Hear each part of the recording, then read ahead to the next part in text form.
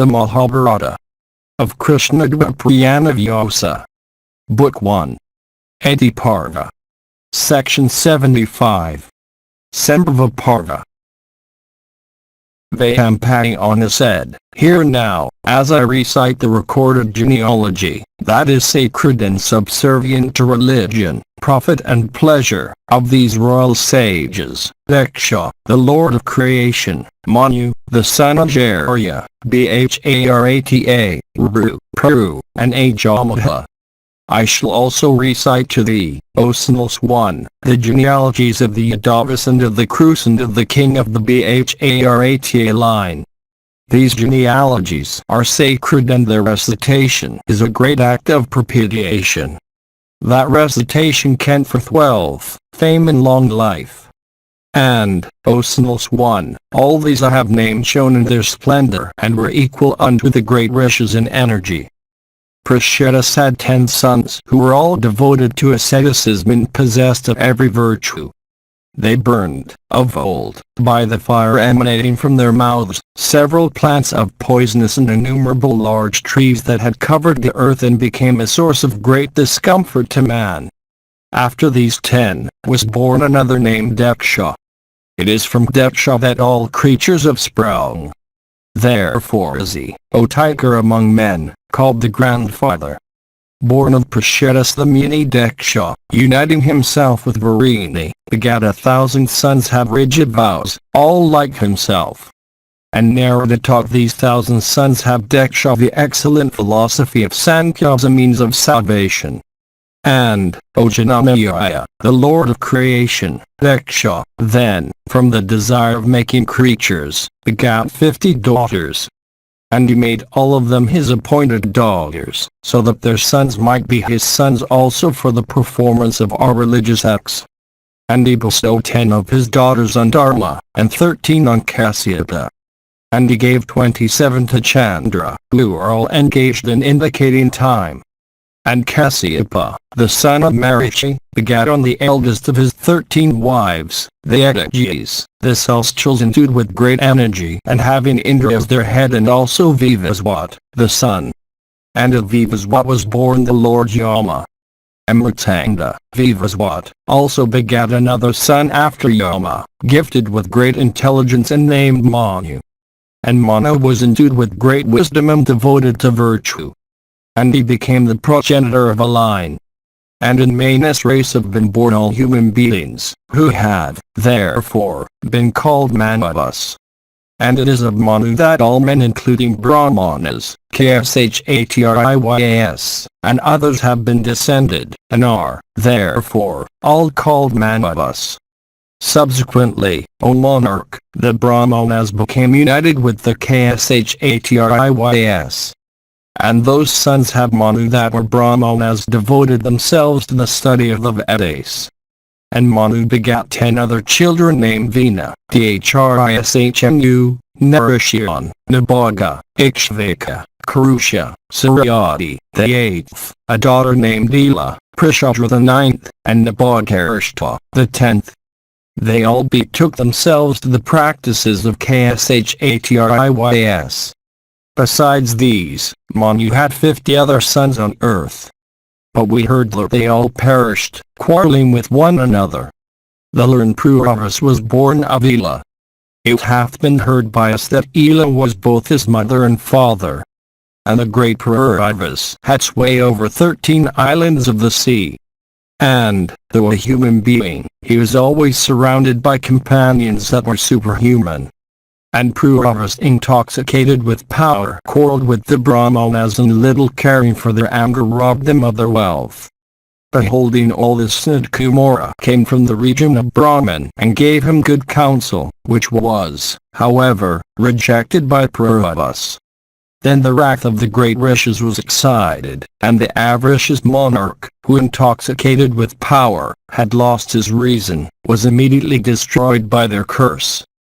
It was Puravas who first brought from the region of the Gandharvas the 3 kinds of fire, for sacrificial purpose. And he brought thence the Apsaravasi also. And the son of Ela begat upon Ravesi 6 sons who were called Aus, Dimat, Amavasu and Dhridhaus, and Vanayas, and Setaris. And it is said that Aus begat 4 sons named Nahusha, Vridosarman, Vridangriya, and Ananas, on the daughter of Swarban.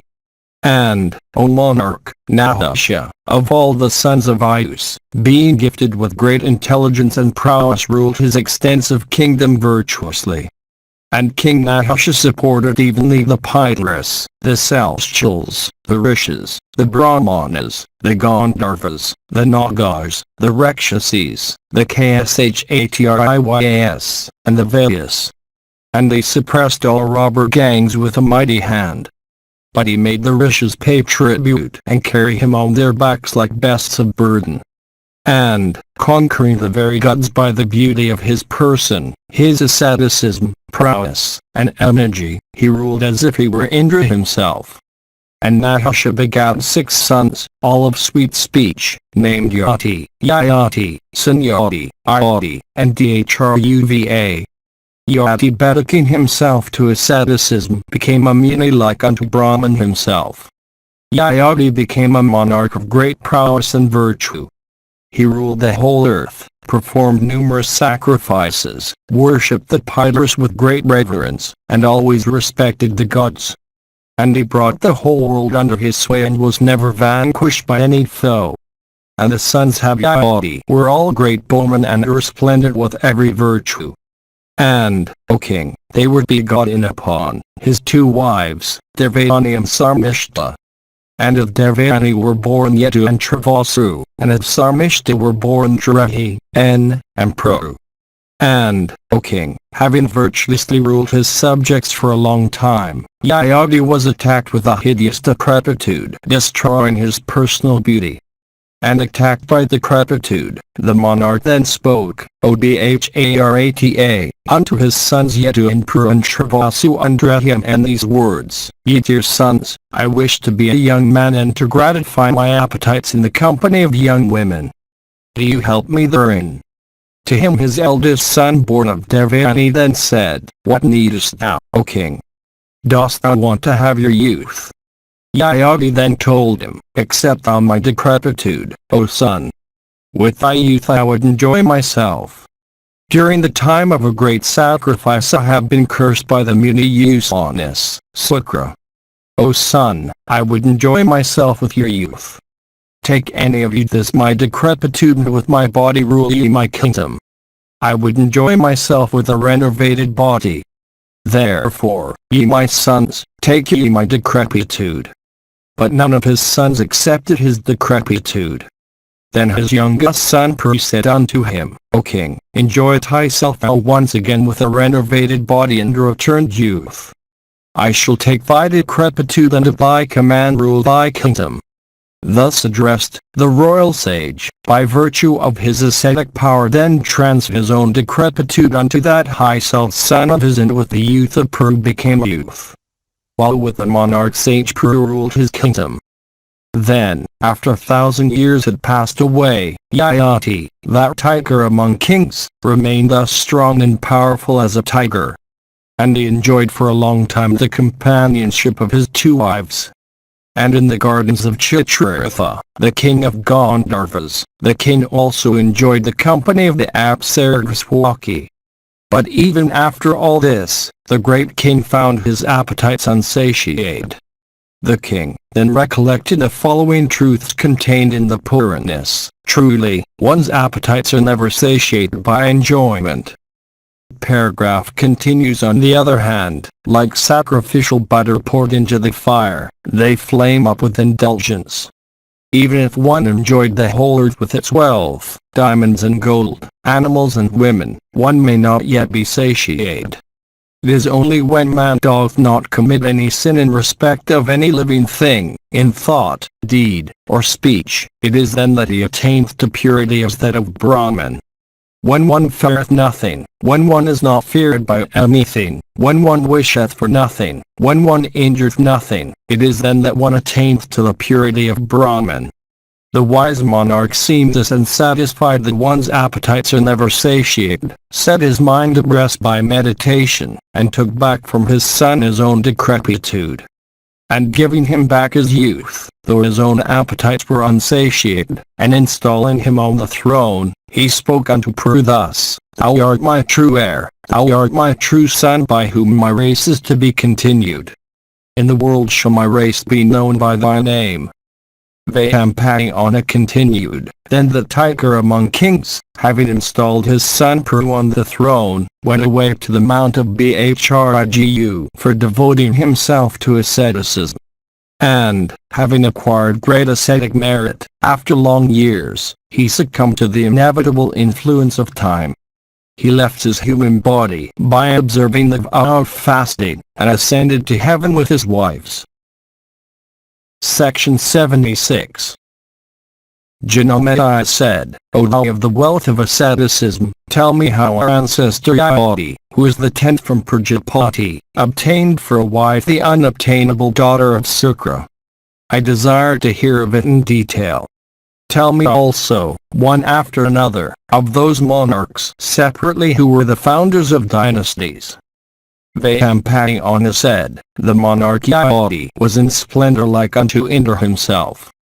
I will tell thee, in reply to thy question, O Janamedaya, had both Sakwa and Vrishaparvan bestowed upon him, with due rights, their daughters, and how his union took place with Devayani in special.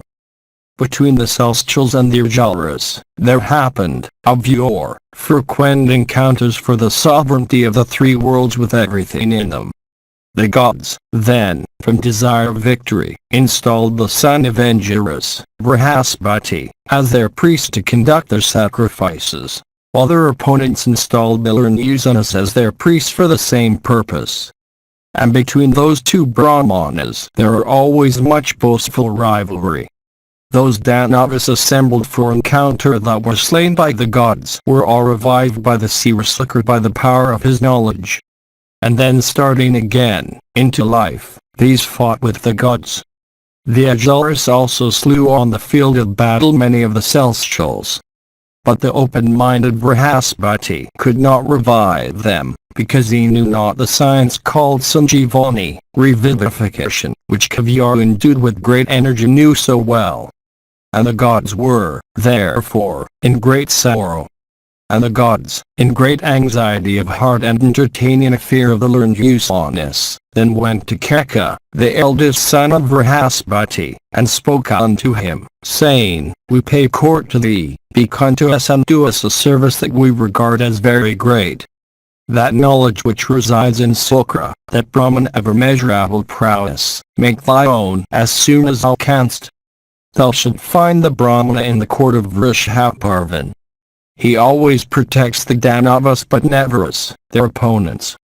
Thou art his junior in age, and, therefore, capable of adoring him with reverence. Thou canst also adore Devayani, the favorite daughter of that high self Brahmana.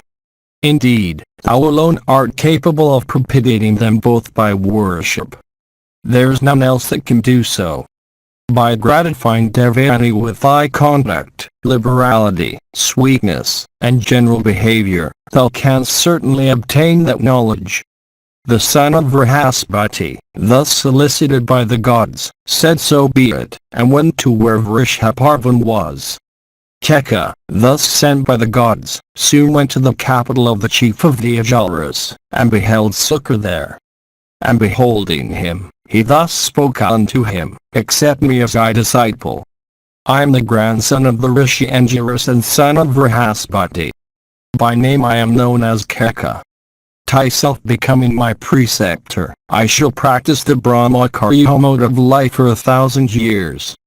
Command me, then, O Brahmana. Sukra, hearing this, said, Welcome art thou, O Keka. I accept thy speech. I will treat thee with regard, for by so doing, it is Brihaspati who will be regarded. Vayyampayana continued, Keka commanded by Kavyaru Usanas himself, called also Sukra, then said, So be it, and took the vow he had spoken of. And, Obharata, accepting the vow which he had spoken, at the proper time, Keka began to conciliate regardfully both his preceptor and his daughter, Devayani. Indeed, he began to conciliate both. And as he was young, by singing and dancing and playing on different kinds of instruments, he soon gratified Devayani, who was herself in her youth. And, Obharata, with his whole heart set upon it, he soon gratified the maiden Devayani, who was then a young lady, by presents of flowers and fruits and services rendered with alacrity. And Devayani also with her songs and sweetness of manners used, while they were alone, to attend upon that youth carrying out his vow. And when 500 years had thus passed of Keka's vow, the Danavas came to learn his intention. And having no compunctions about slaying a Brahmana, they became very angry with him. And one day they saw Keka in a solitary part of the woods engaged in tending his preceptor's kin. They then slew Keka from their hatred of Brihaspati and also from their desire of protecting the knowledge of reviving the dead from being conveyed by him. And having slain him, they hacked his body into pieces and gave them to be devoured by jackals and wolves.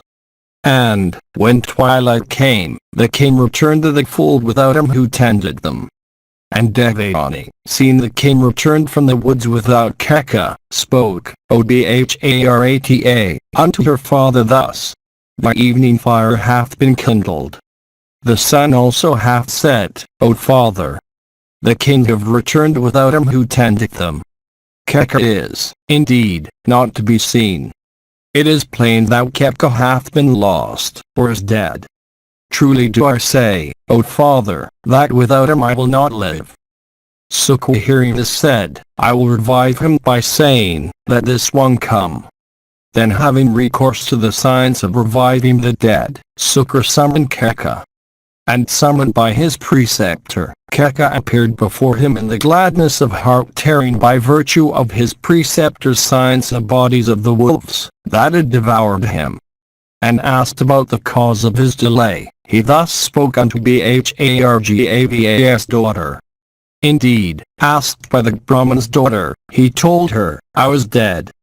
O thou of pure manners, burdened with sacrificial fuel, kusa grass, and logs of wood, I was coming towards our abode. I sat under a banyan tree. The king also, having been brought together, were staying under the shade of that same banyan tree. The Ajaras, beholding me, asked, Who art thou? They heard me answer, I am the son of Brihaspati. As soon as I said this, the Danava slew me, and hacking my body into pieces, gave my remains to jackals and wolves. And they then went home in the gladness of heart. O amiable one, summoned by the high self Bhargava, I after all come before thee fully revived. On another occasion, asked by Devayani, the Brahman Keka went into the woods. And as he was roving about for gathering flowers, the Danavas beheld him. They again slew him, and pounding him into a paste they mixed it with the water of the ocean. Finding him long still, in coming, the maiden again represented the matter unto her father. And summoned again by the Brahmana with the aid of his science, Keka appearing before his preceptor and his daughter told everything as it had happened. Then slaying him for the third time and burning him and reducing him to ashes, the Ajaras gave those ashes to the preceptor himself, mixing them with his wine. And Devayani again spoke unto her father, saying, O father, Keka was sent to gather flowers. But he is not to be seen. It is plain he hath been lost, or has died. I tell thee truly, I would not live without him. Sukha hearing this said, O daughter, the son of Brihaspati hath gone to the region of the dead. Though revived by my science, it is thus slain frequently. What, indeed, am I to do? O Devayani, do not grieve, do not cry. One like thee should not grieve for one that is mortal. thou art indeed, O daughter, in consequence of my prowess, worshipped thrice a day during the ordained hours of prayer, by Brahmanas, the gods with Indra, the Vyasas, the Aswins, the Ajaras, in fact, by the whole universe. It is impossible to keep him alive, for revived by me he is often killed.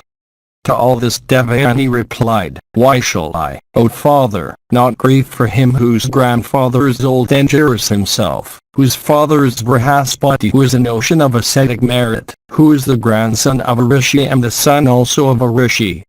He himself too was a brahmacharan and an ascetic, always wakeful and skilled in everything. I will starve and follow the way Keka has gone. The handsome Keka is, O father, dear unto me. Vyampayana continued, the great Rishi Kavya, then, afflicted by what Devayani said, cried in anger, certainly, the Ajaras seek to injure me, for they slay my disciple thou stayest with me. These followers of Hare desire to divest me of my character as a Brahmana by making me participate in their crime. Truly, this crime hath a terrible end. The crime of slaying a Brahmana would even burn Indra himself. Having said this, the Brahmasukra, urged by Devayani, began to summon Keka, who had entered the jaws of death. But Keka, summoned with the aid of science, and afraid of the consequence to his preceptor, feebly replied from within the stomach of his preceptor, saying, be graceful unto me, O Lord. I am Keka that worship thee. Behave unto me as thy own dearly loved son. Vyampayana continued, Sukra then said, by what path, O Brahmana, hast thou entered my stomach, where thou stayest now? Leaving the Ajaras this very moment, I shall go over to the gods. Keka replied, by thy grace, memory hath not failed me. Indeed, I do recollect everything as it hath happened. My ascetic virtues have not been destroyed. It is, therefore, that I am able to bear this almost insufferable pain. O Kavya, slain by the Ajaras and burnt and reduced to powder, I have been given to thee with thy wine. When thou art present, O Brahmana, the art of the Ajaras will never be able to vanquish the science of that Brahmana. Hearing this, Sukra said, O daughter, what good can I do to thee? It is with my death that Keka can get his life back. O Devayani, Keka is even within me. There is no other way of his coming out except by ripping open my stomach. Devayani replied, both evils shall, like fire, burn me. The death of Keka and thy own death are to me the same. The death of Keka would deprive me of life. If thou also didst, I shall not be able to bear my life. Then Sukra said, O son of Brihaspati, thou art, indeed, one already crowned with success, because Devayani regards thee so well. Accept the science that I will today impart to thee, if, indeed, thou be not Indra in the form of Keka. None can come out of my stomach with life. A Brahmana, however, must not be slain, therefore, accept thou the science I impart to thee. Start thou into life as my son. And possessed of the knowledge received from me, and revived by me, take care that, on coming out of my body, thou dost act gracefully. Vyampayana continued, receiving the science imparted to him by his preceptor the handsome Keka, ripped open his stomach, came out like the moon at evening on the 15th day of the bright fortnight. And beholding the remains of his preceptor lying like a heap of penances, Keka revived him, aided by the science he had learned. Worshipping him with regard, Keka said unto his preceptor, him who poureth the nectar of knowledge into one's ears, even as thou hast done into those of myself who was void of knowledge, him do I regard both as my father and mother. And remembering the immense service done by him, who is there so ungrateful as to injure him?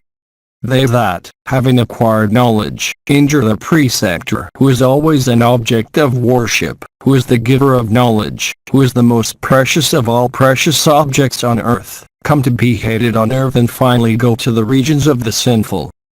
Vayampayana continued, the learned Sukra, having been deceived while under the influence of wine, and remembering the total loss of consciousness that is one of the terrible consequences of drink, and beholding too before him the handsome Kepka whom he had, in a state of unconsciousness, drunk with his wine, then thought of effecting a reform in the manners of Brahmanas.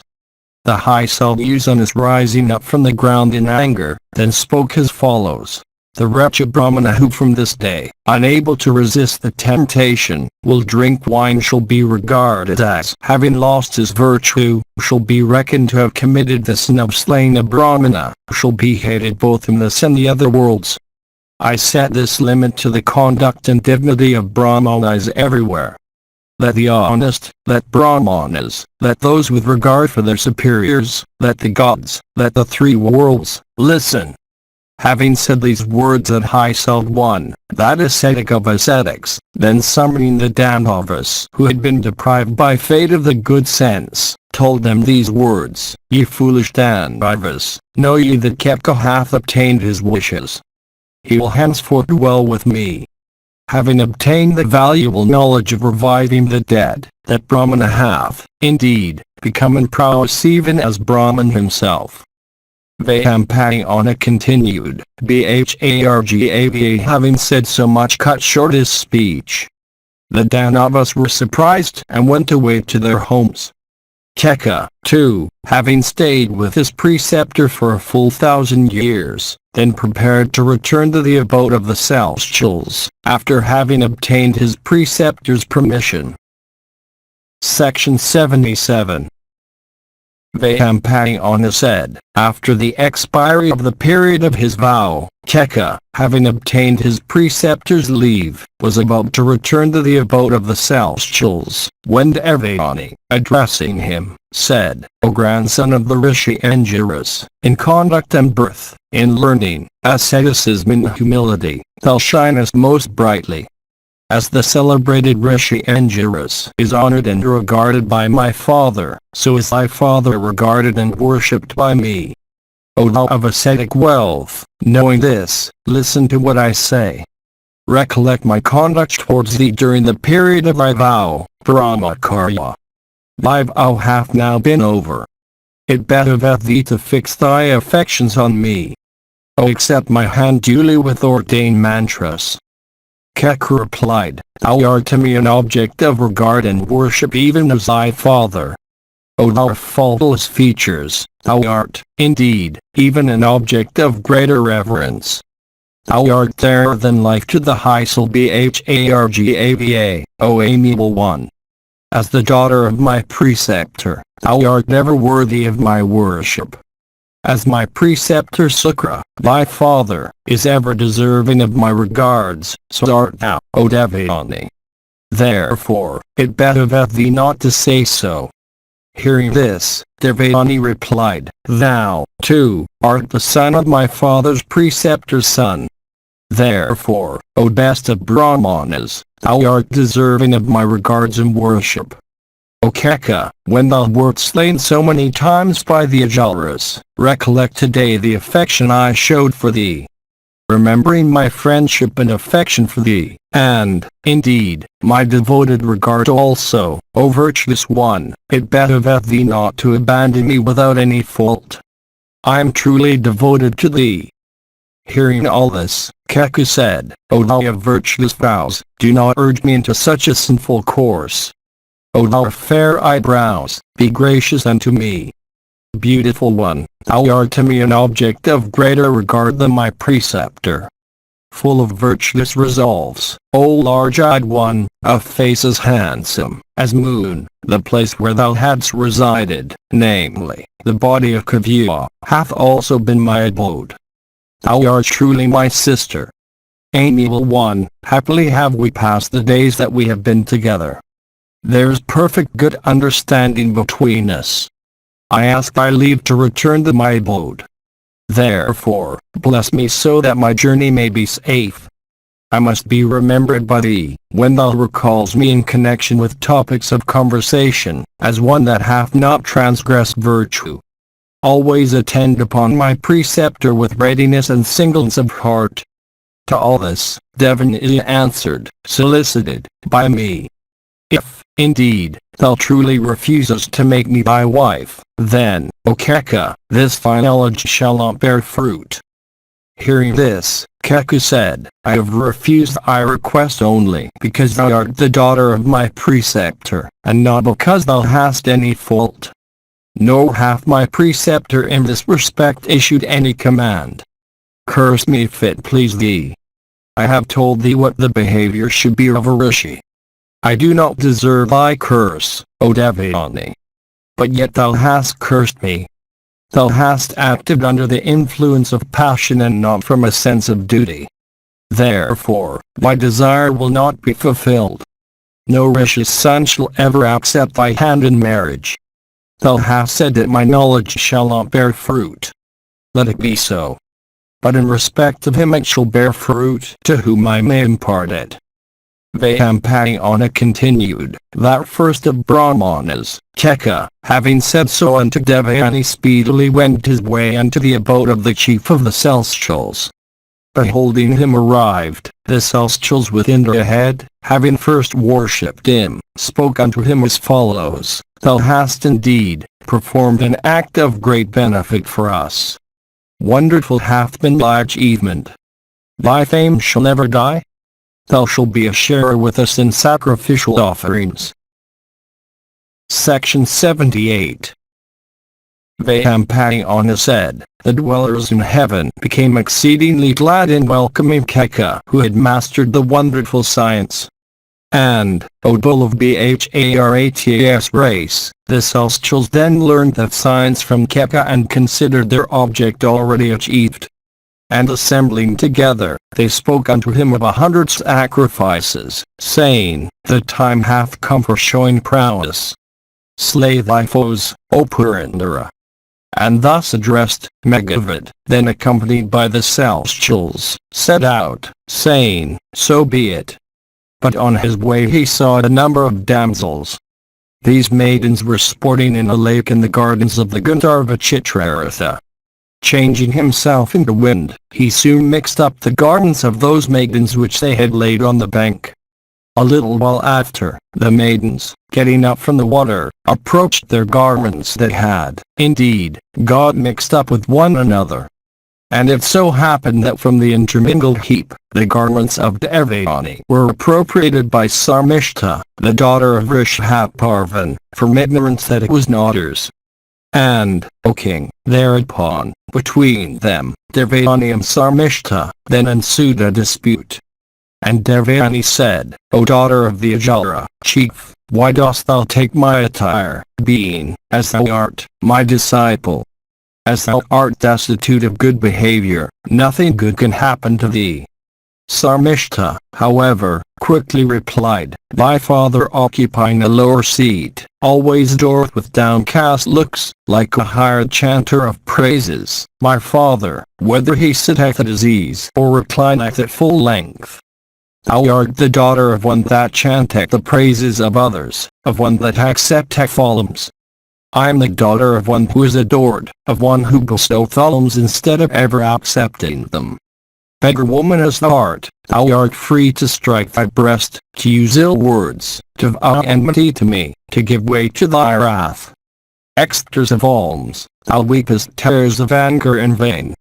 If so minded, I can harm thee, but thou canst not. Thou desires to quarrel. But know thou that I do not reckon thee as my equal. Vyyampayana continued, hearing these words, Devanani became exceedingly angry and began to pull at her clothes. Sarmishta thereupon threw her into a well and went home. Indeed, the wicked Sarmishta, believing that Devanani was dead, bent her steps homewards in a wrathful mood.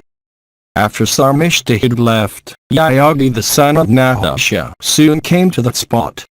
The king had been out a-hunting.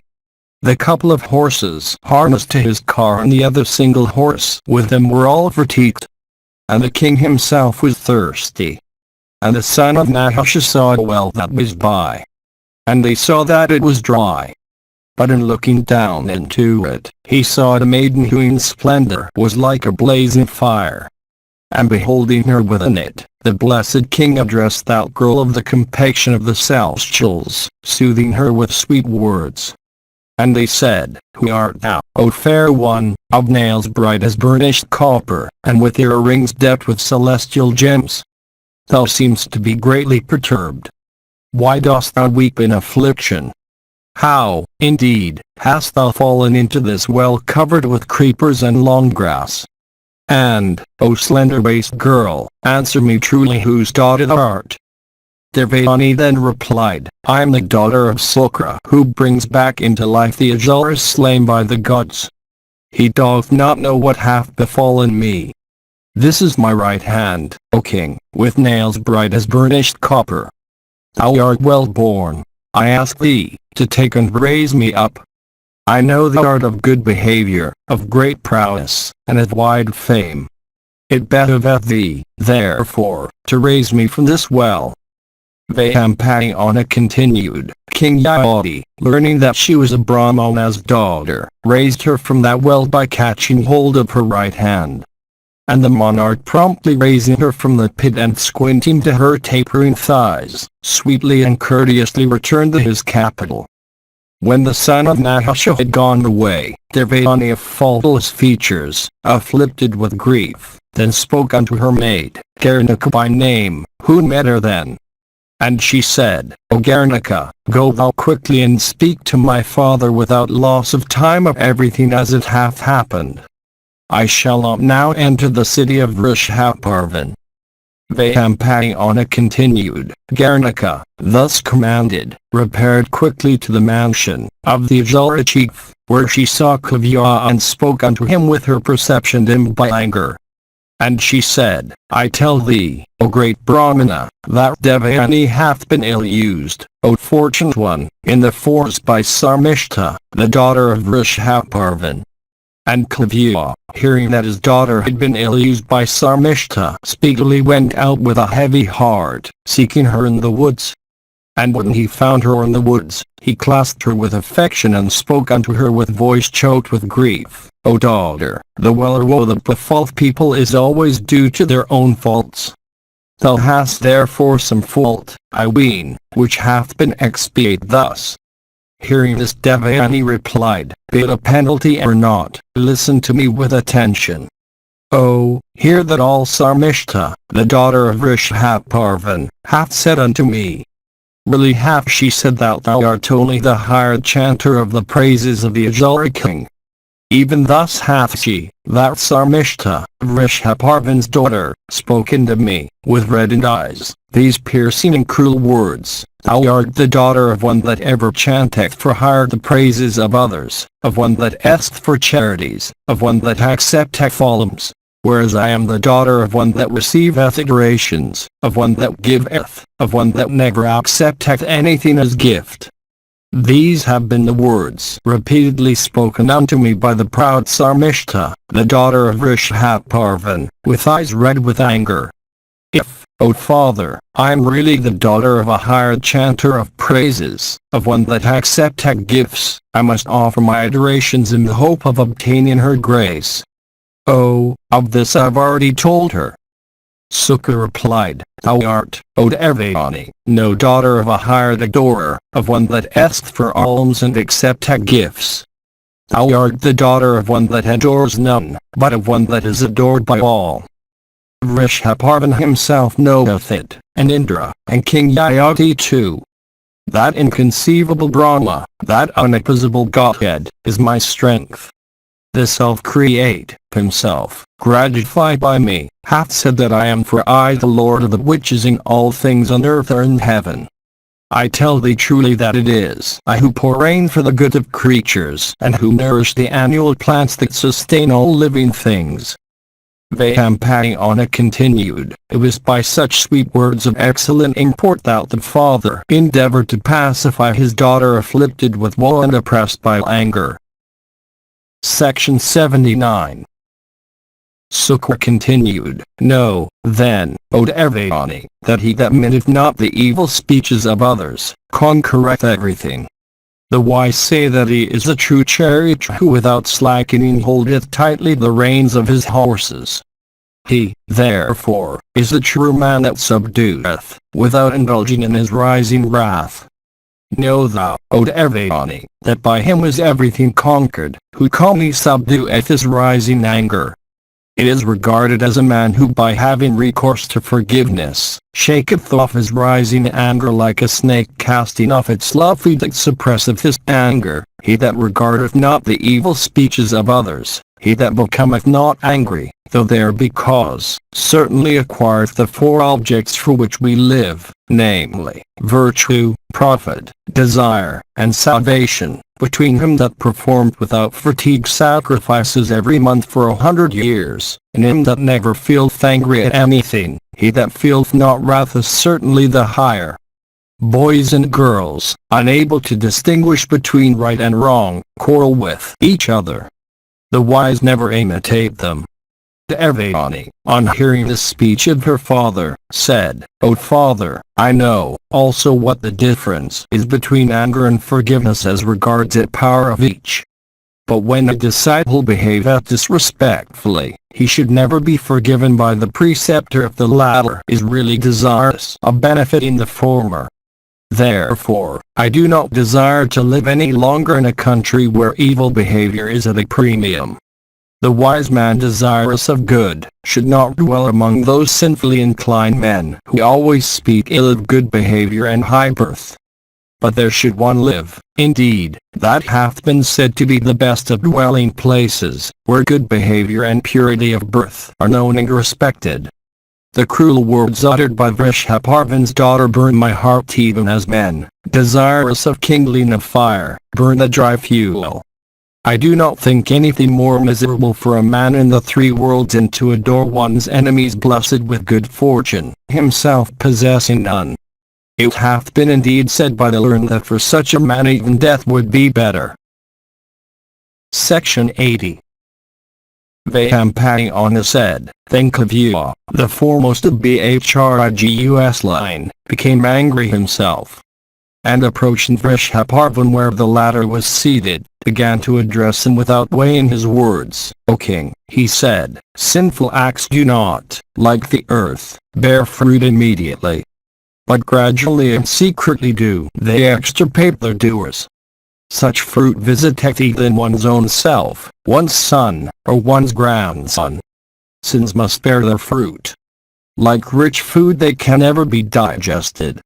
And because ye slew the Brahmaceka, the grandson of Angiras, who was virtuous, acquainted with the precepts of religion, and attentive to his duties, while residing in my abode, even for this act of slaughter, and for the maltreatment of my daughter too, know, O Vrishaparvan, I shall leave thee and thy relatives.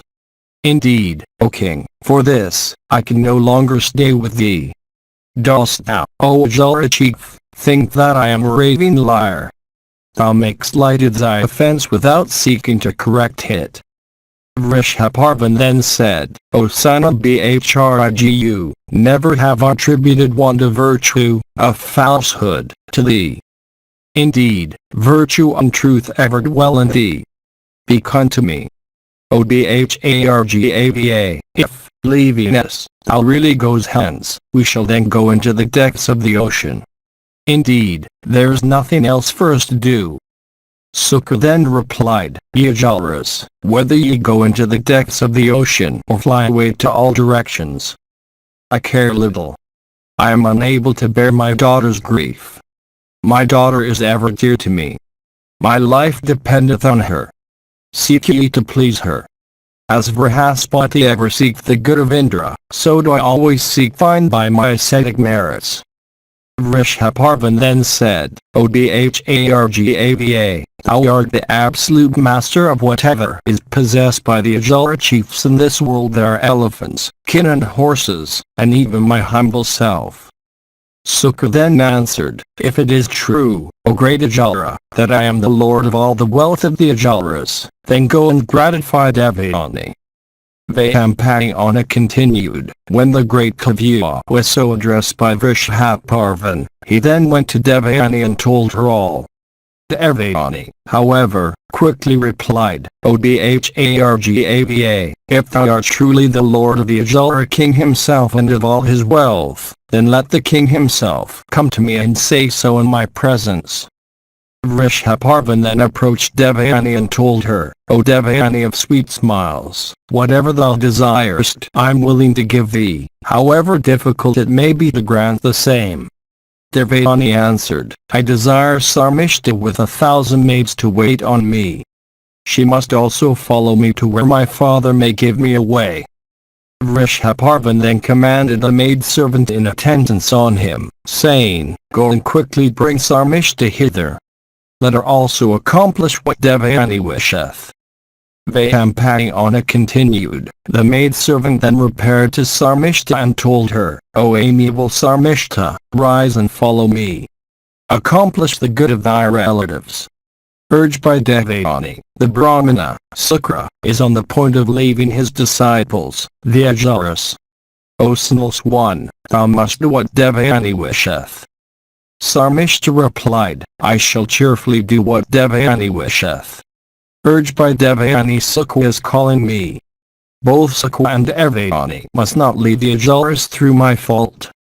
Vyampayana continued, commanded by her father. Then, Sarmishta, accompanied by 1,000 maidens, soon came, in a palanquin, out of her father's excellent mansion. And approaching Devayani she said, With my 1,000 maids, I am thy waiting maid. And I shall follow thee where thy father may give thee away. Devayani replied, I am the daughter of one who chanteth the praises of thy father, and who beareth and accepteth alms. Thou, on the other hand, art the daughter of one who is adored. How canst thou be my waiting maid? Sarmishta answered, One must by all means contribute to the happiness of one's afflicted relatives. Therefore shall I follow thee wherever thy father may give thee away. Vyampayana continued, when Sarmishta thus promised to be Devayani's waiting maid the latter, O king, then spoke unto her father thus, O best of all excellent Brahmanas, I am gratified. I shall now enter the Ajara capital. I now know that thy science and power of knowledge are not futile. Vyampayana continued, the best of Brahmanas, of great reputation, thus addressed by his daughter, then entered the Ajara capital in the gladness of his heart. And the Danavas worshipped him with great reverence. Section 81. Vyampayana said, after some length of time, O best of monarchs, Devayani of the fairest complexion went into the same woods for purposes of pleasure. And accompanied by Sarmishta with her 1,000 maids she reached the same spot and began to wander freely. And waited upon by all those companions she felt supremely happy. And sporting with light hearts, they began drinking the honey and flowers, eating various kinds of fruit and biting some. And just at that time, King Yayati, the son of Nahusha, again came there tired and thirsty, in course of his wanderings, in search of deer. And the king saw Devayani and Sarmishta, and those other maidens also, all decked with celestial ornaments and full of voluptuous languor in consequence of that flower honey they drank. And Devayani of sweet smiles, unrivaled for beauty and possessed of the fairest complexion amongst them all, was reclining at ease. And she was waited upon by Sarmishta, who was gently kneading her feet. And Yayati, seeing all this, said, O amiable ones, I would ask you both your names and parentage. It seems that these 2,000 maids wait on you too. Hearing the monarch, Devayani then answered, Listen to me, O best of men. Know that I am the daughter of Sukra, the spiritual guide of the Ajaras. This my companion is my waiting maid. She attendeth on me wherever I go. She is Sarmishta, the daughter of the Ajara king Vrishabharvan. Yayati then asked, I am curious to know why is this thy companion of fair eyebrows, this maiden of the fairest complexion, the daughter of the Ajara chief thy waiting maid? Devayani replied, O best of king, everything resulteth from fate. Knowing this also to be the result of fate, wonder not at it. Thy feature and attire are both like a king's. Thy speech also is fair and correct as that of the Vedas. Tell me thy name, whence thou art, and whose son also. The monarch replied, During my vowed brahmacharya, the whole Vedas entered my ears. I am known as Yadi, a king's son, and myself a king. Devayani then inquired, O king, what hast thou come here for? Is it to gather lotus or to angle or to hunt?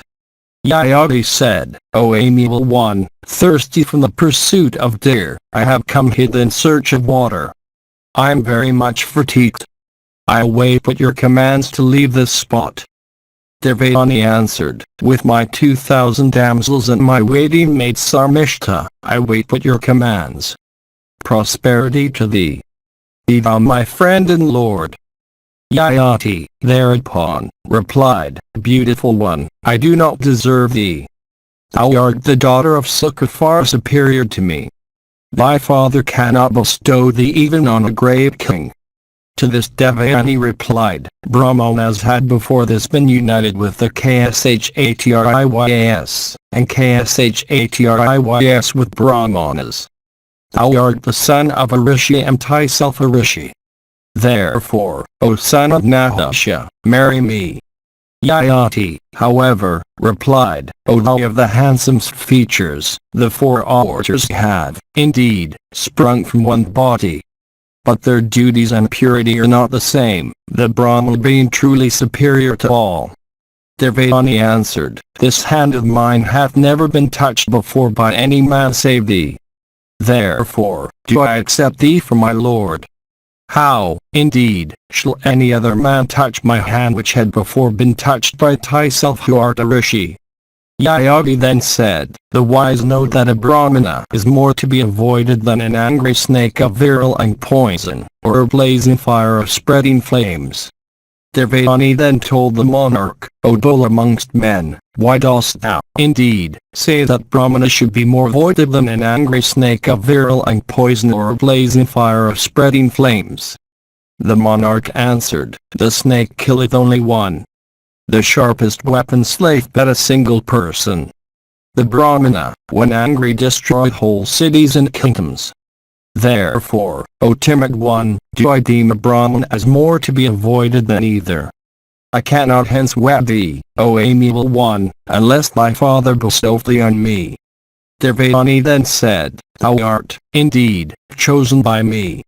And, O king, it is understood that thou wilt accept me if my father bestow me on thee. Thou needst not fear to accept my poor self bestowed on thee. Thou dost not, indeed, ask for me.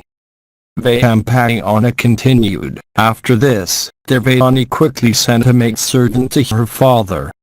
The maid represented to Sukha everything as it had happened.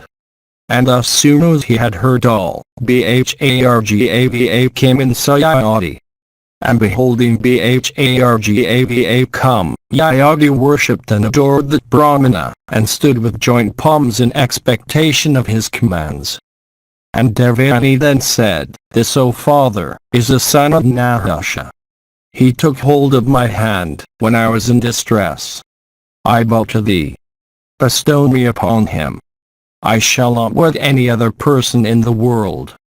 Sukha exclaimed, O thou of splendid courage, thou hast, indeed, been accepted as our lord by this my dear daughter. I bestow her on thee. Therefore, O son of Nahusha, accept her as thy wife. Yayadi then said, I solicit the boon, O Brahmana, that by so doing, the son of Bogate and a half-breed might not touch me. Sukha, however, assured him by saying, I shall absolve thee from the sin. Ask thou the boon that thou desirest. Fear not to wed her. I grant thee absolution. Maintain virtuously thy wife, the slender-waisted Devayani. Transports of happiness be thine in her company. This other maiden, Vrishaparvan's daughter, Sarmishta, should ever be regarded by thee. But thou shalt not summon her to thy bed. Vayampayana continued, thus stressed by Sukha, Yayadi then walked round the Brahmana. And the king then went through the auspicious ceremony of marriage according to the rites of the scriptures. And having received from Sukha this rich treasure of the excellent Devayani with Sarmishta and those 2,000 maidens, and duly honored also by Sukha himself and the Ajaras, the best of monarchs, then, commanded by the high Bhargava, returned to his capital with a joyous heart. Section 82. Vyampayana said, Yayagi then, on returning to his capital which was like unto the city of Indra, entered his inner apartments and established there his bride Devayani. And the monarch, directed by Devayani, established Vrishaparvan's daughter Sarmishta in a mansion especially erected near the artificial woods of Ozalkas in his gardens. And the king surrounded Vrishaparvan's daughter Sarmishta with 1,000 maids and honored her by making every arrangement for her food and garments. But it was with Devayani that the royal son of Nahusha sported like a celestial for many years in joy and bliss. And when her season came, the fair Devayani conceived. And she brought forth as her first child a fine boy. And when 1,000 years had passed away, Vrishaparvan's daughter Sarmishta, having attained to puberty, saw that her season had come. She became anxious and said to herself, My season hath arrived. But I have not yet chosen a husband. Oh, what hath happened? What should I do? How am I to obtain the fruition of my wishes? Devayani hath become mother. My youth is doomed to pass away in vain. Shall I choose him also for my husband whom Devayani hath chosen? This is, indeed, my resolve, that monarch should give me a son. Will not the virtuous one grant me a private interview? Vyampayana continued, while Sarmishta was thus busy with her thoughts, the king wandering listlessly came to the very wood of Ozalkas, and beholding Sarmishta before him, stood there in silence. Then Sarmishta of sweet smiles, seeing the monarch before her with nobody to witness what might pass, approached him and said with joint palms, O son of Nahusha, no one can behold the ladies that dwell in the inner apartments of Soma, of Indra, of Vishnu, of Yama, of Varuna, and of thee. Thou knowest, O king, that I am both handsome and well born. I solicit thee, O king. My season hath arrived. See that it groweth not in vain. Yayagi answered, Well do I know that honor of birth is thine, born as thou art in the proud race of the Damavas. Thou art also gifted with beauty. I do not, indeed, see even the speck of a fault in thy feature. But you son has commanded me, while I was united with Devayani, that never should Vrishaparvan's daughter haste summoned to my bed. Sarmishta then said, It hath been said, O king, that it is not sinful to lie on the occasion of a joke, in respect of women sought to be enjoyed, on occasions have marriage, in peril of immediate death and of the loss of one's whole fortune. Lying is excusable on these 5 occasions. O king, it is not true that he is fallen who speaks not the truth when asked. Both Devayani and myself have been called hither as companions to serve the same purpose. When, therefore, thou hadst said that you wouldst confine thyself to one only amongst us, that was a lie thou hadst spoken. Yayagi replied, A king should ever be a model in the eyes of his people. That monarch certainly meets with destruction who speaks an untruth.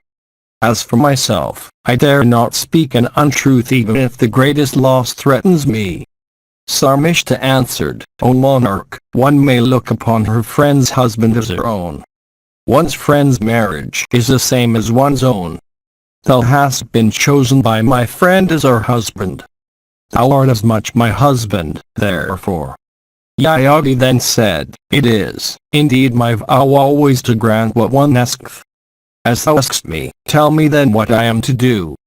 Sarmishta then said, Absolve me, O king, from sin. Protect my virtue. Becoming a mother by thee, let me practice the highest virtue in this world. It is said, O king, that a wife, a slave, and a son can never earn wealth for themselves. What they earn always belongs to him who owns them. I am, indeed, the slave of Devayani. Thou art Devayana's master and lord. Thou art, therefore, O king, my master and lord as much as Devayana's. I solicit thee. O, fulfill my wishes. Vyampayana continued. Thus addressed by Sarmishta, the monarch was persuaded into the truth of all she spoke. He therefore honored Sarmishta by protecting her virtue. And they passed some time together. And taking affectionate farewell of each other, they then parted, each returning to whence she had come. And it came to pass that Sarmishta of sweet smiles and fair eyebrows conceived in consequence of that connection of hers with that best of monarchs.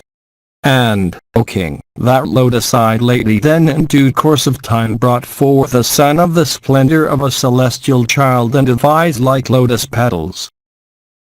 Section 83. Vyampayana said, when Devayani of sweet smiles heard of the birth of this child, she became jealous, and Obharata, Sarmishta became an object of her unpleasant reflections. And Devayani, repairing to her, addressed her thus, O thou of fair eyebrows, what sin is this thou hast committed by yielding to the influence of lust? Sarmishta replied, a certain rishi of virtuous soul and fully conversing with the Vedas came to me. Capable of granting boons, he was solicited by me to grant my wishes that were based on considerations of virtue. O thou of sweet smiles, I would not seek the sinful fulfillment of my desires. I tell thee truly that this child of mine is by that rishi. Devayani answered, it is all right if that be the case, O timid one. But if the lineage, name, and family of that Brahmana be known to thee, I should like to hear them. Sarmishta replied, O thou of sweet smiles, in asceticism and energy, that rishi is resplendent like the sun himself. Beholding him, I had not any need to make these inquiries. Devayani then said, if this is true, if indeed, thou hast obtained thy child from such a superior Brahmana, then, O Sarmishta, I have no cause of anger. Vyampayana continued, having thus talked and laughed with each other, they separated, Devayani returning to the palace with the knowledge imparted to her by Sarmishta. And, O king, Yayati also begot on Devayani two sons called Yadu and Travasu, who were like Indra and Vishnu.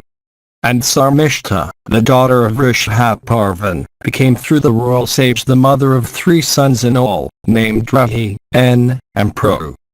And, O king, it so came to pass that one day Devayani of sweet smiles, accompanied by Yayati, went into a solitary part of the woods, in the king's extensive park. And there she saw three children of celestial beauty playing with perfect trustfulness. And Devayani asked in surprise, whose children are they, O king, who are so handsome and so like unto the children of the celestials? In splendor and beauty they're like thee, I should think. Vyampayana continued, and Devayani without waiting for a reply from the king, asked the children themselves, ye children, what is your lineage? Who is your father? Answer me truly. I desire to know all. Those children then pointed at the king, with their forefingers, and spoke of Sarmishta as their mother. And having so said, the children approached the king to clasp his knees. But the king dared not caress them in the presence of Devayani.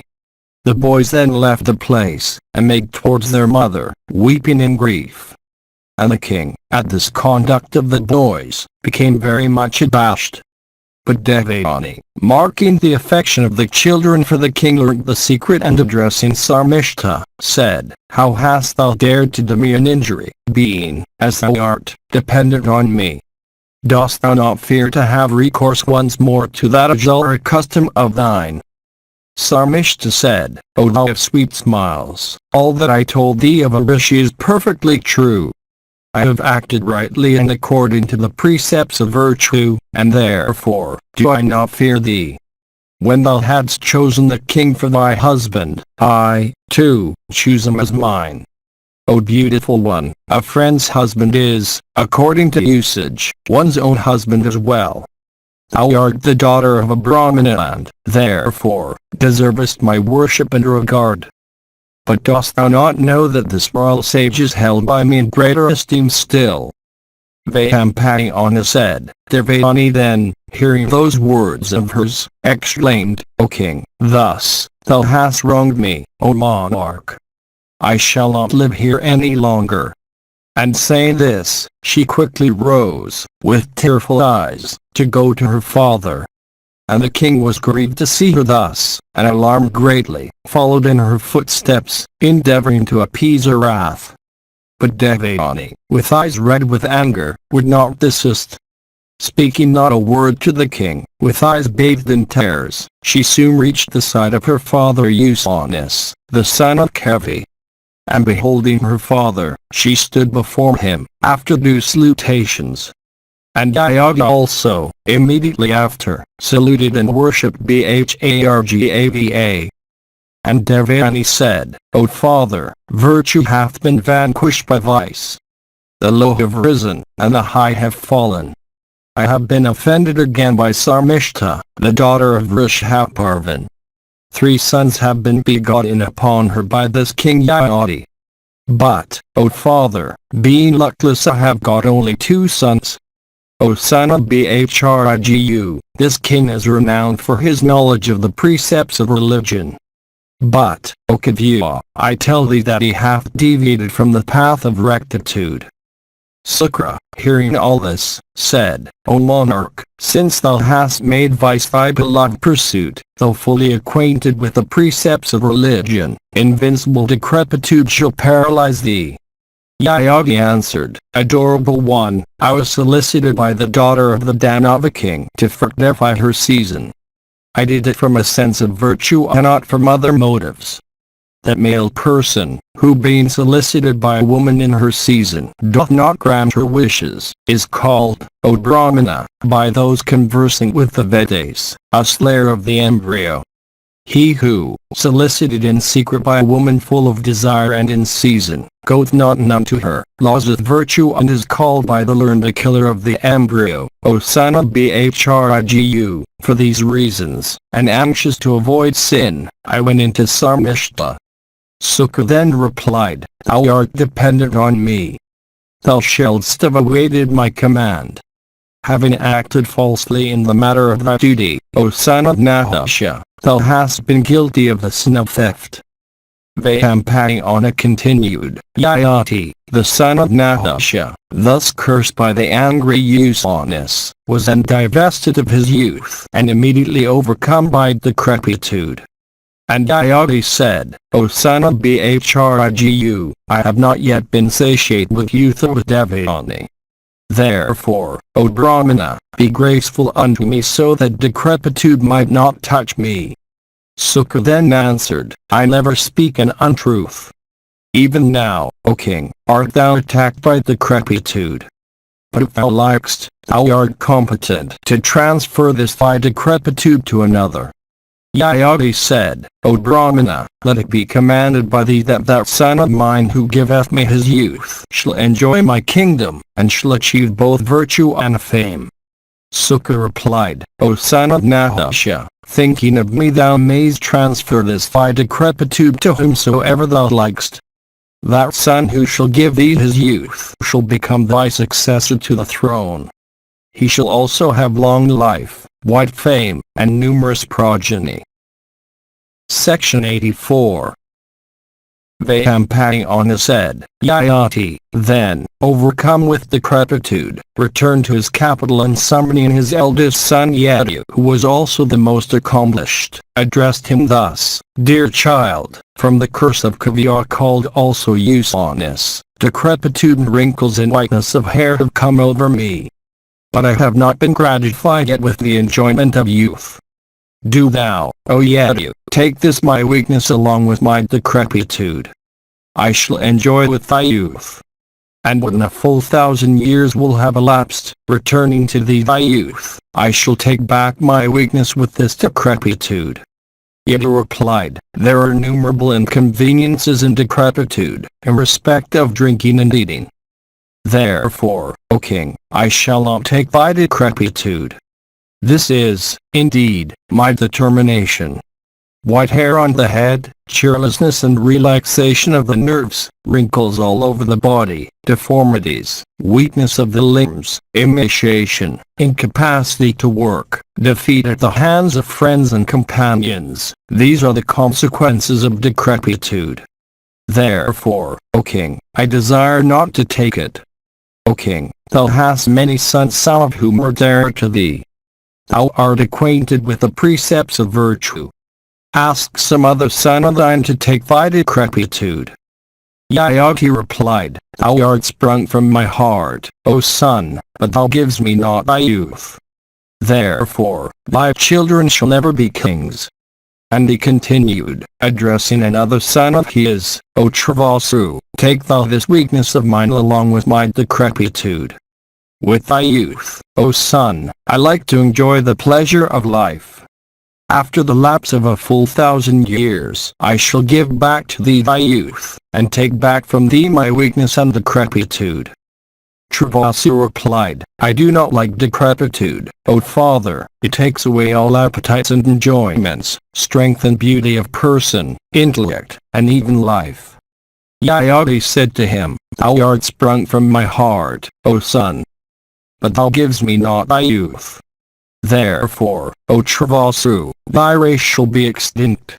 Wretch, thou shalt be the king of those whose practices and precepts are impure, amongst whom men of inferior blood procreate children upon women of blue blood, who live on meat, who are mean, who hesitate not to appropriate the wives of their superiors, whose practices are those have birds and beasts, who are sinful, and non-Aryan. Vayampayana said, Yayati, having thus cursed his son Travasu, then addressed Sarmishta son Drahi thus, O Drahi, take thou for 1,000 years my decrepitude destructive of complexion and personal beauty and give me thy youth. When 1,000 years have passed away, I shall return thee thy youth and take back my own weakness and decrepitude. To this Drahi replied, O king, one that is decrepit can never enjoy elephants and cars and horses and women. Even his voice become a horse. Therefore, I do not desire to take thy decrepitude. Yayati said to him, Thou art sprung from my heart, O son, but thou refusest to give me thy youth. Therefore, thy most cherished desires shall never be fulfilled.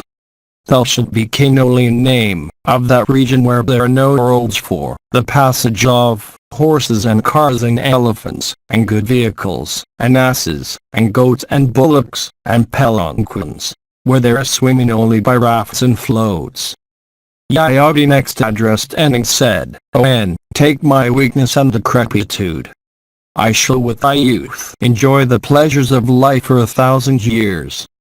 To this N replied, Those that are decrepit always eat like children and are always impure. They cannot pour libations upon fire in proper times. Therefore, I do not like to take thy decrepitude.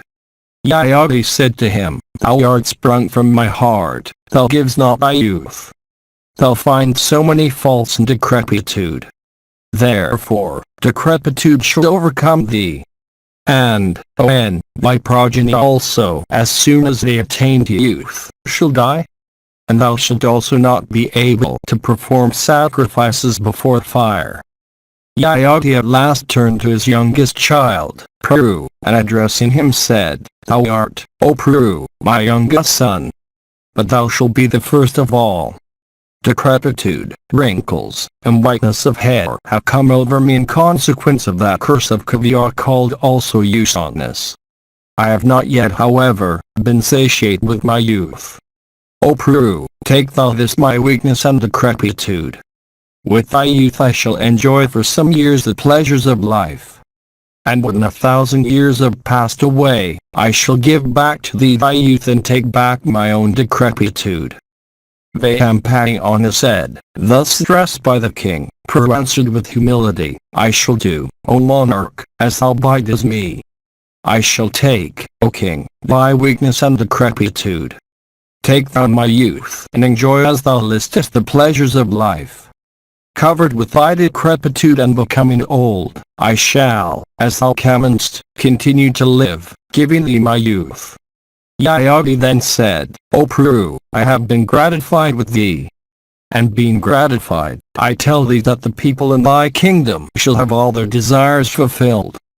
And having said this, the great ascetic Yayati, then thinking of Kavya, transferred his decrepitude unto the body of the high self Pru. Section 85. Vayampayana said, the excellent monarch Yayati, the son of Nahusha, having received Pru's youth, became exceedingly gratified. And with it he once more began to indulge in his favorite pursuits to the full extent of his desires and to the limit of his powers, according to seasons, so as to derive the greatest pleasure therefrom. And, O king, in nothing that he did, he acted against the precepts of his religion as behoved him well. He gratified the gods by his sacrifices, the pitiless by shrouds, the poor by his charities, all excellent brahmanas by fulfilling their desires, all persons entitled to the rights of hospitality, with food and drink, the Vyas by protection, and the Sudras by kindness. And the king repressed all criminals by proper punishments. And Yayati, gratifying all sections of his subjects, protected them virtuously like another Indra. And the monarch possessed of the prowess of a lion, with youth and every object of enjoyment under control, enjoyed unlimited happiness without transgressing the precepts of religion. And the king became very happy in thus being able to enjoy all the excellent objects of his desires. And he was only sorry when he thought that those 1,000 years would come to an end. And having obtained youth for 1,000 years, the king acquainted with the mysteries of time, and watching proper Kalas and Keshtas sported with the celestial damsel, Riswaki, sometimes in the beautiful garden of Indra, sometimes in Elika, the city of Kuvra, and sometimes on the summit of the mountain Mer on the north. And when the virtuous monarch saw that the 1,000 years were full, he summoned his son, Pru, and addressed him thus, O oppressor of foes, with thy youth, O son, I have enjoyed the pleasures of life, each according to its season to the full extent of my desires, to the limited my powers. Our desires, however, are never gratified by indulgence. On the other hand, with indulgence, they only flame up like fire with libations of sacrificial butter. If a single person were owner of everything on earth, all her yields of paddy and barley, her silver, gold, and gems, her animals and women, he would not still be content. Thirst of enjoyment, therefore, should be given up. Indeed, true happiness belongeth to them that have cast off their thirst for worldly objects, a thirst which is difficult to be thrown off by the wicked and the sinful, which faileth not with the failing life, and which is truly the fatal disease of man. My heart hath for a full 1,000 years been fixed upon the objects of desires. My thirst for these, however, increased day by day without abating. Therefore, I shall cast it off, and fixing my mind on Brahma, I shall pass the rest of my days with the innocent deer in the forest peacefully and with no heart for any worldly objects. And O Pru, I have been exceedingly gratified with thee. Prosperity be thine. Receive back this thy youth. Receive thou also my kingdom. Thou art, indeed, that son of mine who has done me the greatest services. Vayampayana continued, then Yayati, the son of Nahusha, received back his decrepitude. And his son Pru received back his own youth. And Yayati was desirous of installing Pru, his youngest son, on the throne. But the four orators, with the Brahmanas at their head, then addressed the monarch thus, O king, how shalt thou bestow thy kingdom on Pru, passing over thy eldest son Yadu born of Devayani, and, therefore, the grandson of the great Sukra? Indeed, Yadu is thy eldest son. After him hath been born Travasu. And of Sarmishta's sons, the first is Drahi, then En and then Pru.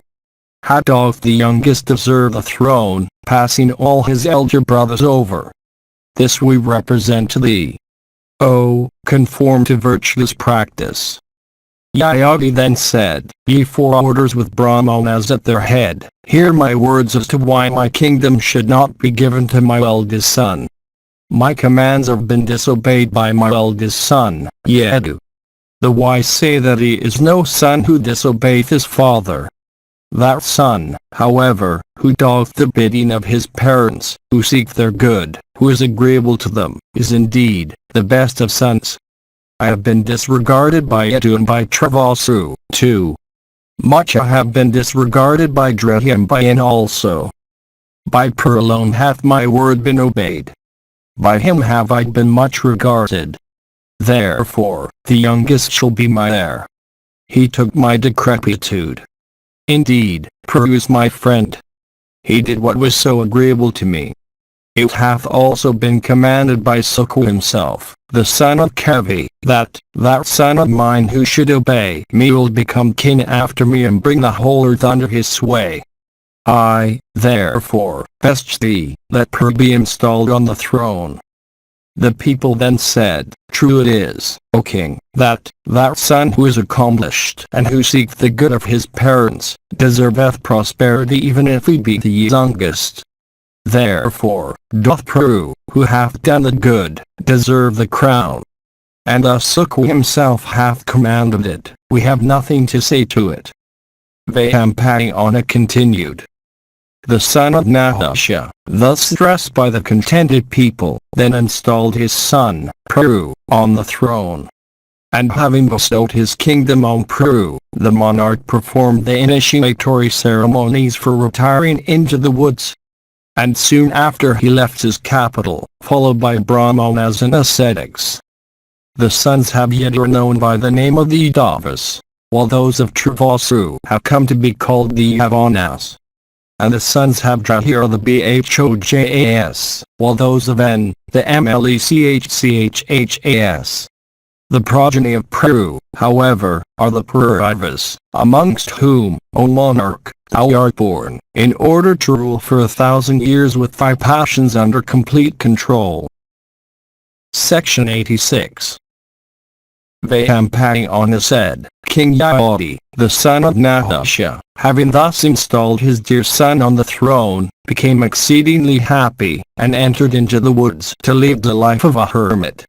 And having lived for some time in the forest in the company of Brahmanas, observing many rigid vows, eating fruits and roots, patiently bearing privations of all sorts, the monarch at last ascended to heaven. And having ascended to heaven he lived there in bliss. But soon, however, he was hurled down by Indra. And it hath been heard by me, O king, that, though hurled from heaven, Yayati, without reaching the surface of the earth, stayed in the firmament. I have heard that some time after he again entered the region of the celestials in company with Vestman, Ashtaka, Pradarthana, and Sivi. Janamaya said, I desire to hear from thee in detail why Yayati, having first obtained admission into heaven, was hurled therefrom, and why also he gained readmittance. Let all this, O Brahmana, be narrated by thee in the presence of these regenerate sages.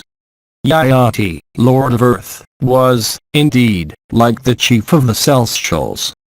The progenitor of the extensive race of the Krus, he was of the splendor of the Sunday. I desire to hear in full the story of his life both in heaven and on earth, as he was illustrious, and of worldwide celebrity and of wonderful achievements.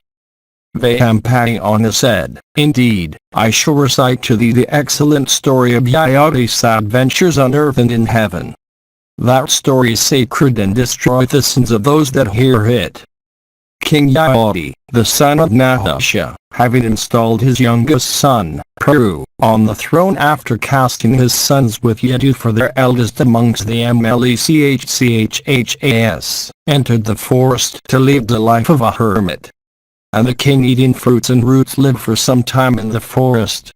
Having his mind and passions under complete control, the king gratified by sacrifices of Pidars and the gods. And he poured libations of clarified butter upon the fire according to the rites prescribed for those leading the vanaprastha mode of life. And the illustrious one entertained guests and strangers with the fruit of the forest and clarified butter, while he himself supported like by gleaning scattered corn seeds. And the king led this sort of life for a full 1,000 years.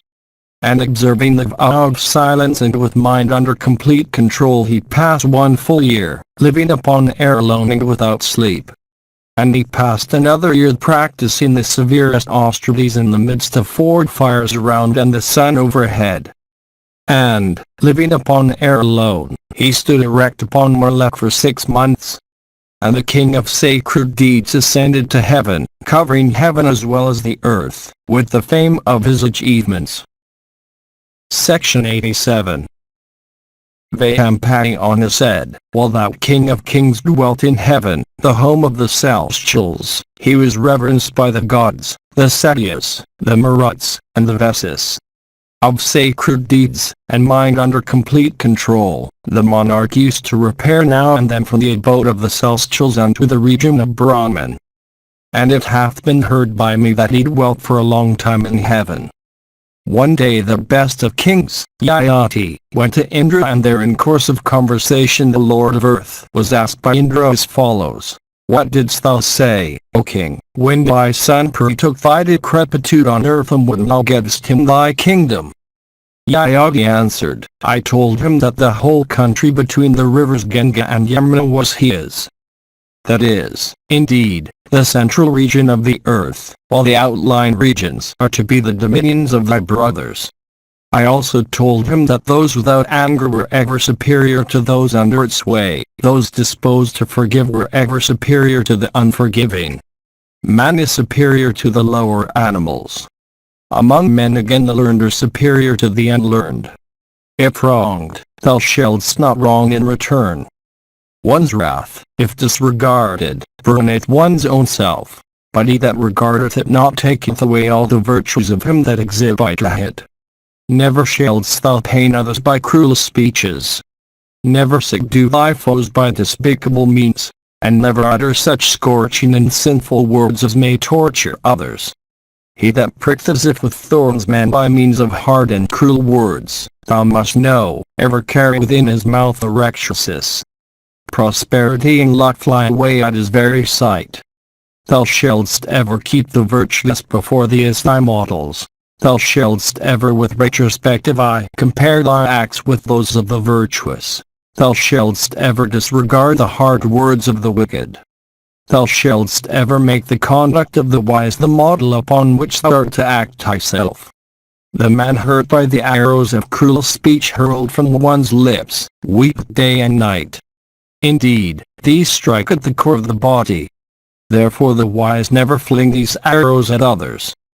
There is nothing in the 3 worlds by which thou canst worship and adore the deities better than by kindness, friendship, charity and sweet speeches unto all. Therefore, shalt thou always utter words that soothe, and not those that scorch. And thou shalt regard those that deserve, the eye regards, and shalt always give but never beg. Section 88. Vayampayana said, Alter this Indra again asked Yayati, Thou didst retire into the woods, O king, after accomplishing all thy duties. O Yayati, son of Nahusha, I would ask thee to whom thou art equal in ascetic austerities. Yayati answered, O Vasudha, I do not, in the matter of ascetic austerities, behold my equal among men. The celestials, the Gandharvas, and the great Rishis. Indra then said, O monarch, because thou disregardest those that are thy superiors, thy equals, and even thy inferiors, without, in fact, knowing their real merits, thy virtues have suffered diminution and thou must fall from heaven. Yayati then said, O Sakra, if, indeed, my virtues have really sustained diminution and I must on that account fall down from heaven, I desire, O chief of the celestials, that I may at least fall among the virtuous and the honest. Indra replied, O king, thou shalt fall among those that are virtuous and wise, and thou shalt acquire also much renown. And after this experience of thine, O Yayati, never again disregard those that are thy superiors or even thy equals. Vyayampayana continued. Upon this, Yayati fell from the region of the celestials. And as he was fallen, he was beheld by that foremost of all sages, namely, Ashtaka, the protector of his own religion. Ashtaka, beholding him, inquired, Who art thou, O youth of a beauty equal to that of Indra, in splendor blazing as the fire, thus falling from on high? Art thou that foremost of sky-ranging bodies, the sun, emerging from dark masses of clouds? Beholding thee falling from the solar course, possessed of immeasurable energy and the splendor of fire of the sun, everyone is curious as to what it is that is so fallen, and is, besides, deprived of consciousness. Beholding thee in the path of the celestials, possessed of energy like that of Sakra, Acharya, or Vishnu, we have approached thee to ascertain the truth. If thou hast first asked us who we were, we would never have been guilty of the incivility of asking thee first. We now ask thee who thou art and why thou approachest hither. Let thy fears be dispelled. Let thy woes and afflictions cease. Thou art now in the presence of that virtuous and the wise. Even Sakra himself, the slayer of Vala, cannot here do thee any injury. O thou of the prowess of the chief of the celestials, the wise and the virtuous are the support of their brethren in grief. Here there are none but the wise and virtuous like thee assembled together. Therefore, stay thou here in peace. Fire alone hath power to give heat. The earth alone hath power to infuse life into the seed. The sun alone hath power to illuminate everything. So the guest alone hath power to command the virtuous and the wise. Section 89. Yayati said, I am Yayati, the son of Nahasha and the father of Pru. Cast off from the region of the celestials and of Siddhas and Rishis. For having disregarded every creature, I am falling down, my righteousness having sustained diminution. In years I am older than you. Therefore, I have not saluted you first. Indeed, the Brahmanas always reverence him who is older in years or superior in learning or in ascetic merit. Ashtaka then replied, Thou sayest, O monarch, that he who is older in years is worthy of regard. But it is said that he is truly worthy of worship who is superior in learning and ascetic merit. Yayati replied to this, It is said that sin destroyed the merit of 4 virtuous acts. Vanity contains the element of that which leadeth to hell. The virtuous never following the footsteps of the vicious. They act in such a way that their religious merit always increaseth. I myself had great religious merit, but all that, however, is gone. I will scarcely be able to regain it even by my best exertions. Beholding my fate, he that is bent upon achieving his own good will certainly suppress vanity. He who having acquired great wealth performed meritorious sacrifices, who having acquired all kinds of learning remained humble, and who having studied the entire Vedas to protect himself to asceticism with a heart withdrawn from all mundane enjoyments, goeth to heaven. None should exult in having acquired great wealth. None should be vain of having studied the entire Vedas. In the world men are of different dispositions. Destiny is supreme. Both power and exertion are all fruitless. Knowing destiny to be all-powerful, the wise, whatever their portions may be, should neither exult nor grieve.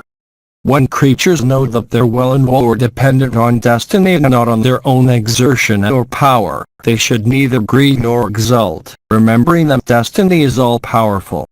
The wise should ever live contented, neither grieving at woe nor exulting at well.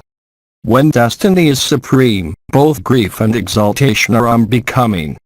O Ashtaka, I never suffer myself to be overcome by fear, nor do I ever entertain grief, knowing for certain that I shall be in the world what the great disposer of all hath ordained. insects and worms, all oviparous creatures, vegetable existences, all crawling animals, vermin, the fish in the water, stones, grass, wood, in fact, all created things, when they're freed from the effects of their acts, are united with the Supreme Soul. Happiness and misery are both transient. Therefore, O Ashtaka, why should I grieve? We can never know how we are to act in order to avoid misery. Therefore, none should grieve for misery. Possessed of every virtue, King Yayati, who was the maternal grandfather of Ashtaka, while staying in the welkin, at the conclusion of his speech, was again questioned by Ashtaka. The latter said, O King of Kings, tell me, in detail, of all those regions that thou hast visited and enjoyed, as well as the period for which thou hast enjoyed each. Thou speakest of the precepts of religion even like the clever masters acquainted with the acts and sayings of great beings. Yayati replied, I was a great king on earth, owning the whole world for my dominion. Leaving it, I acquired by dint of religious merit many high regions. There I dwelt for a full 1,000 years, and then I attained to a very high region, the abode of Indra, of extraordinary beauty, having 1,000 gates, and extending over 100 yojanas all round. There too, I dwelt a full 1,000 years, and then attained to a higher region still. That is the region of perfect beatitude, where decay never exists, the region, namely, that of the Creator and the Lord of Earth, so difficult of attainment. There also I dwelt for a full 1,000 years, and then attained to another very high region, namely, that of the God of Gods, Vishnu, where, too, I had lived in happiness. Indeed, I dwelt in various regions, adored by all the celestials, and possessed of prowess and splendor equal unto those of the celestials themselves. Capable of assuming any form of will, I lived for 1,000,000 years in the gardens of Nandana, sporting with the apsaras and beholding numberless beautiful trees clad in flowery vesture and sending forth delicious perfume all round. And after many, many years have elapsed, while still residing there in enjoyment of perfect beatitude, the celestial messenger of grim visage, one day, in a loud and deep voice, thrice shouted to me, Ruined! Ruined! Ruined!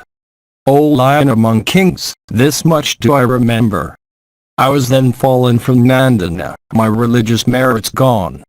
I heard in the skies, O King, the voices of the celestials exclaiming in grief, Alas! What a misfortune! Yayati, with his religious merits destroyed, though virtuous and of sacred deeds, is falling. And as I was fallen, I asked them loudly, Where, ye celestials, are those wise ones amongst whom I am to fall? They pointed out to me the sacred sacrificial region belonging to you. Beholding the curls have smoke blackening the atmosphere and smelling the perfume of clarified butter poured incessantly upon fire, and guided thereby, I am approaching this region of yours, glad at heart that I come amongst you. Section 90. Ashtaka said, capable of assuming any form of will, thou hast lived for 1,000,000 years in the gardens of Nandana. For what cause, O foremost of those that flourished in the Krita age, hast thou been compelled to leave that region and come hither? Yayati answered, as kinsmen, friends, and relatives forsake, in this world, those whose wealth disappears, so, in the other world, the celestials with Indra as their chief, forsake him who hath lost his righteousness. Ashtaka said, I am extremely anxious to know how in the other world men can lose virtue. Tell me also, O King, what regions are obtainable by what courses of action? Thou art acquainted, I know, with the acts and sayings of great beings. Yayati answered, O pious one, they that speak of their own merits are doomed to suffer the hell called Bhauma. Though really emaciated and lean, they appear to grow on earth, in the shape of their sons and grandsons, only to become food for vultures, dogs, and jackals. Therefore, O King, this highly censurable and wicked vice should be repressed. I have now, O King, told thee all. Tell me what more I shall say. Ashtaka said, when life is destroyed with age, vultures, peacocks, insects, and worms eat up the human body. Where doth man then reside? How doth he also come back to life? I have never heard of any hell called Bhauma on earth. Yajna answered, after the dissolution of the body, man, according to his acts, re-entereth the womb of his mother and stayeth there in an indistinct form, and soon after assuming a distinct and visible shape, reappeareth in the world and walketh on its surface. This is the earth hell, Bhauma, where he felleth, for he beholdeth not the termination of his existence and acteth not towards his emancipation. Some dwell for 60,000 years, some for 80,000 years in heaven, and then they fall. And as they fall, they are attacked by certain Rakshasas in the form of sons, grandsons, and other relatives, that withdraw their hearts from acting for their own emancipation.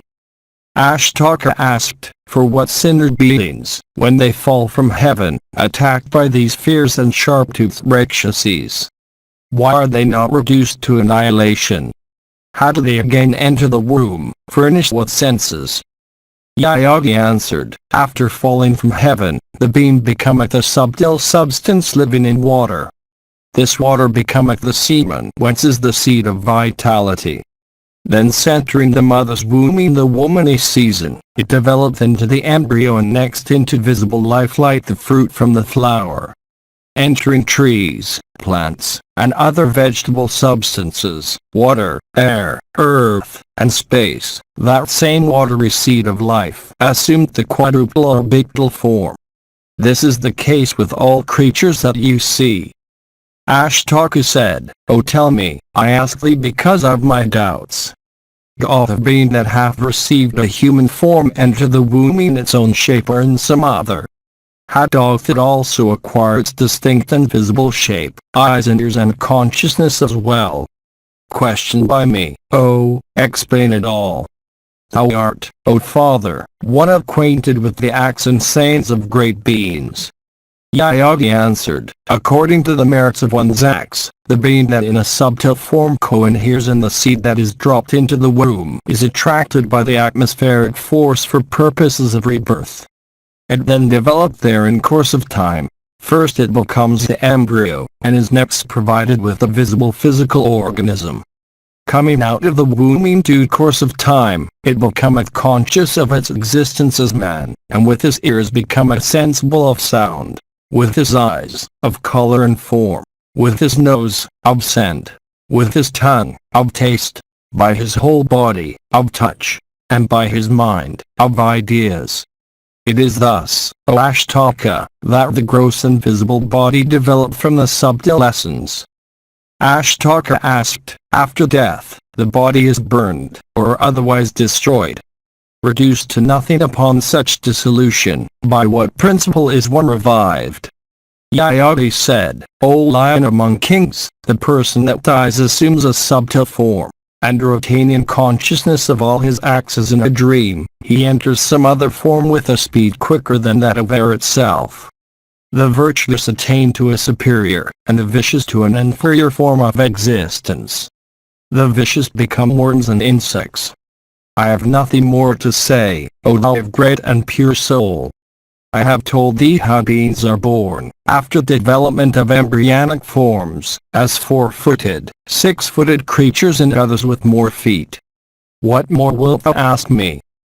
Ashtaka said, how, O Father, do men attain to those superior regions whence there is no return to earthly life?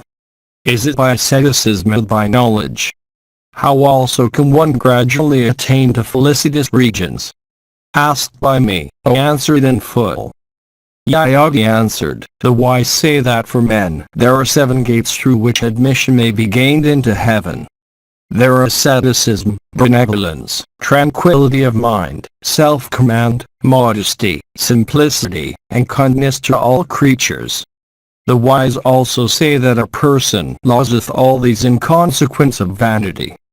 The man who having acquired knowledge regardeth himself as learned, and with his learning destroyed the reputation of others, never attaineth to regions of indestructible felicity. That knowledge also doth not make its possessor competent to attain to Brahma. Study, taciturnity, worship before fire, and sacrifices, these four remove all fear. When, however, these are mixed with vanity, instead of removing it, they cause fear. The wise should never exult at receiving honors, nor should they grieve at insults. For it is the wise alone that honor the wise. The wicked never act like the virtuous. I have given away so much, I have performed so many sacrifices, I have studied so much, I have observed these vows. Such vanity is the root of fear. Therefore, thou must not indulge in such feelings.